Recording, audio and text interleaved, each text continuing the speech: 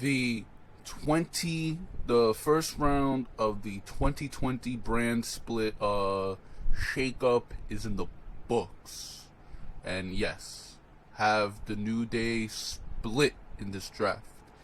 The answer is yes. Yes, the New Day have split. Big E is on his own on SmackDown, while the new tag champs, SmackDown champs, Kofi and Xavier Woods, the returning Kofi and Xavier Woods, they are going to Monday Night Raw. This was absolutely one of the bigger news coming out from the draft. And so, there were reports that, from WrestleVotes, that, this would be the possibility where Xavier Woods would be floating around as manager, but it looks like Xavier Woods is on Raw for now. So that is one of the bigger news. Other than that, I hate this fucking format of this shit, man. I wish we could go back to like 2011, 2010, where you had Raw versus SmackDown. You had Raw stars versus SmackDown stars. Whoever wins gets the draft pick. So if you have Roman Reigns versus Drew McIntyre wins, Raw gets the pick, vice versa. And then you have that whole fucking graphic. That's better. Now, you have the first pick, Drew McIntyre, drafted to Raw. He was already on Raw. How does that make sense?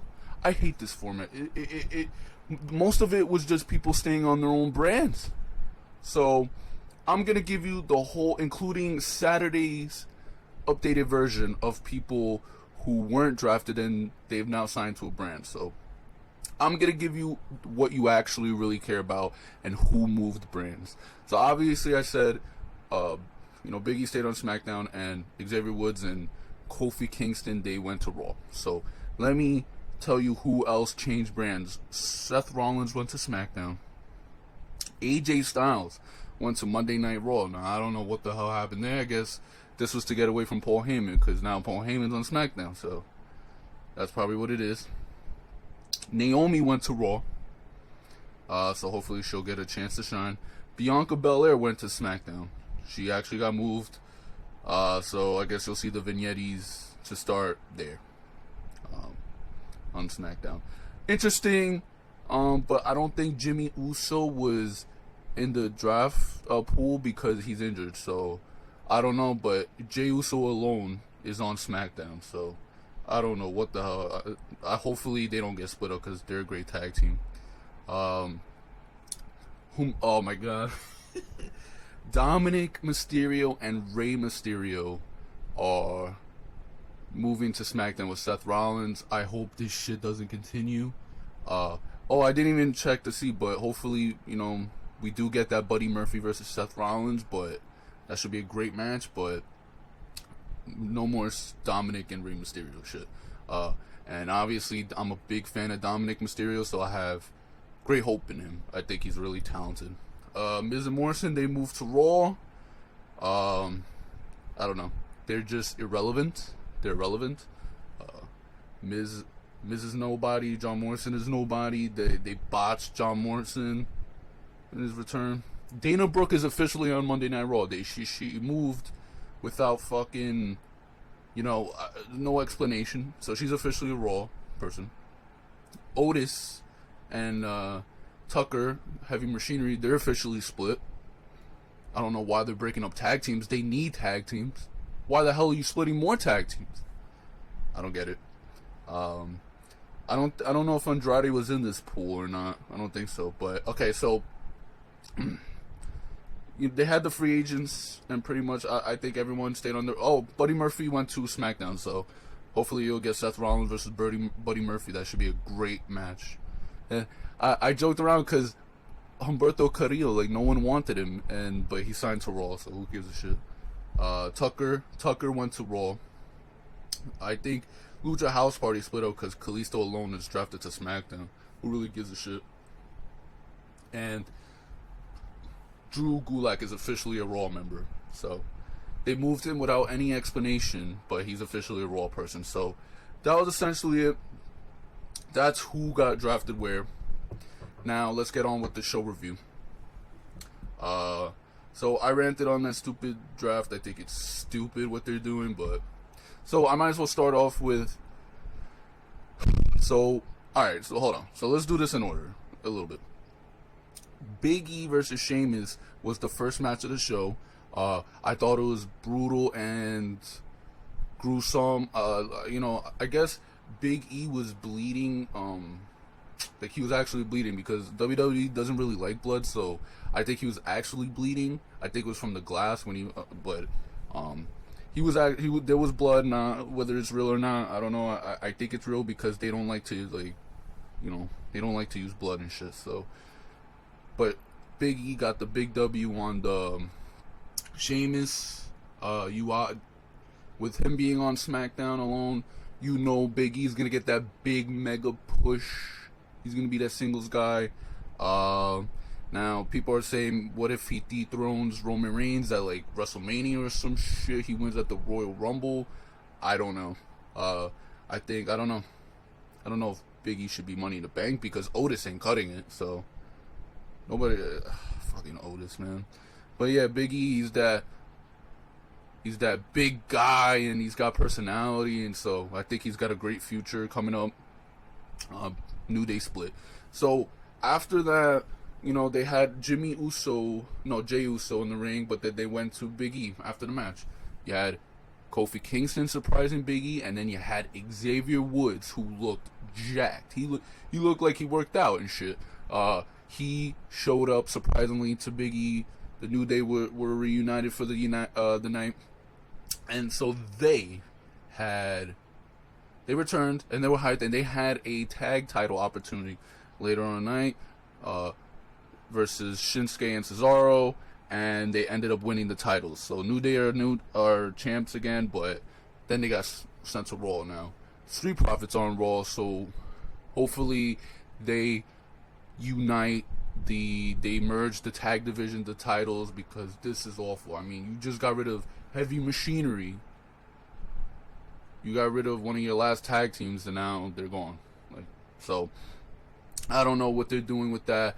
But honestly, I'm hoping they merge the division, but I think they're sending the Street Profits to SmackDown, especially with Bianca Belair going to SmackDown. They don't like to split couples up, so I think that Montez Ford is going to be joining Bianca Belair on SmackDown. So that's what's most likely going to happen.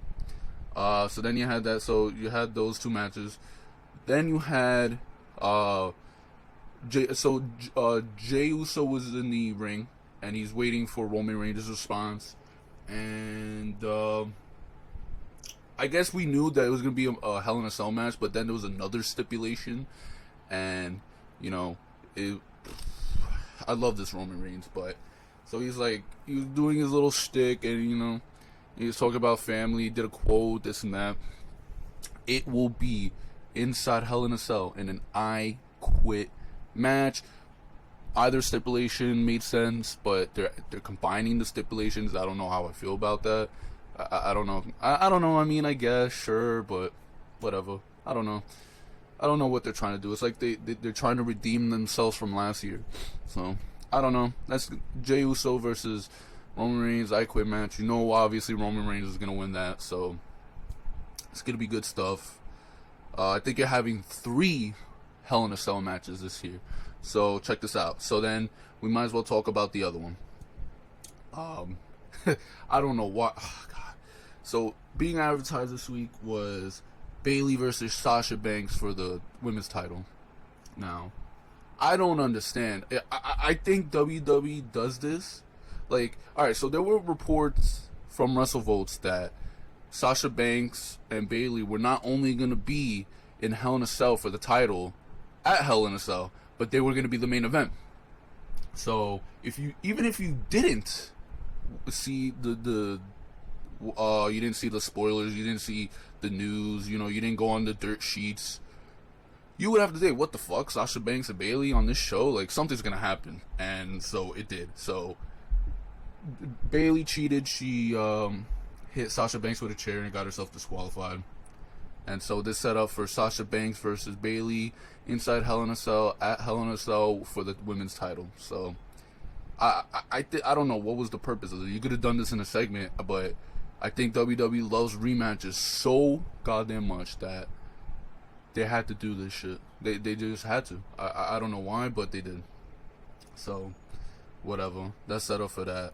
And then you had Matt Hardy versus Matt Hardy. Wow, he's in AEW. Jeff Hardy and Matt Riddle versus Miz and Morrison. You obviously know who won that. Matt Riddle picked up the win. I think he pinned The Miz. And that was that. You had a segment where, you know, Seth Rollins, he was drafted to SmackDown. He's like, oh, you know, I'm coming to SmackDown, blah, blah, blah. You had where AJ Styles was like in his gaming room and he's like, oh, I'm going to Raw. People, I'm underappreciated, this and that. Stephanie McMahon was throughout the night announcing the draft picks. And then you had, I think the only other segment on the show. All right, so let's do this. So, after the Otis shit, Tucker went to him and he's like, "Oh, what if we get split up?" Blah blah blah. Then they got a letter from the lawsuit, and they said that they're Miz and Morrison, they're filing a continuance. So they're filing a continuance motion, and that's that. And then the other segment, it was before the main event. Kevin Owens versus The Fiend. The Fiend's first match on SmackDown on live TV in like 2 years. Alexa Bliss walked up to him and she said, "Let him in." That was that.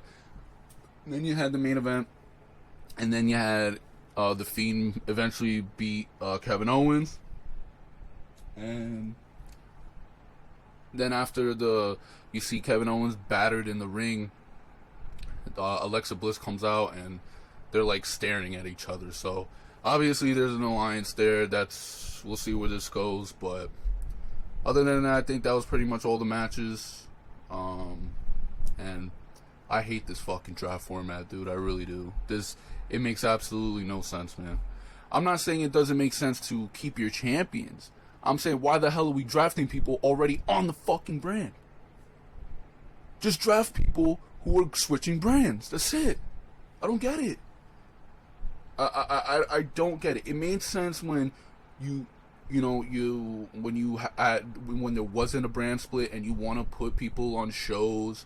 That made sense. Now they're already on these fucking shows. We have the brand split. Enough. So that was that. That was the SmackDown draft review. If you like what you see, leave a thumbs up, subscribe, share with your friends, family, turn those notification bells on, and